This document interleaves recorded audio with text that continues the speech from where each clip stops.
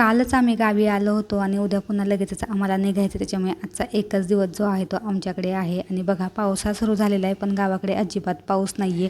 त्याच्यामुळे रानं जे आहेत ते सारखे भिजवावे लागतात. मम्मी पप्पांना पण आमच्यासोबत यायचं होतं, पण पाऊसच पडला नाही, त्याच्यामुळे ते काही आता आमच्यासोबत येणार नाही आहेत.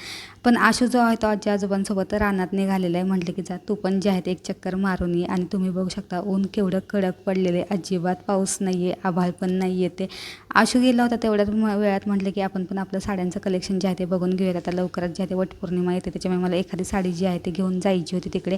आणि 1-2 साड्या अशा होत्या की त्यांचे जे आहे ते ब्लाऊज पीस मला शिवायला द्यायची होते, त्याच्यामुळे ती जी आहे ती मागची पॅकिंग करून घेतली. मस्तपैकी स्वयंपाक वगैरे झाला, जेवण केलं. आणि दुपारच्या वेळेस बघा असं काहीसं जे आहे ते वातावरण आमच्याकडे झालं होतं. म्हणजे पाऊस तर पडला नाही आणि आभाळ पण आला नाही, पण ऊन मात्र खूप जास्त कडक होतं. त्या काही सामानाची भराभरी केली, जो काही खाऊ होता तो आशूसाठी पॅक केला. आणि दुसऱ्या दिवशी आम्ही निघालो कोकणात यायला. चला भेटत उद्याच्या व्हिडिओमध्ये, तोपर्यंत बाय बाय.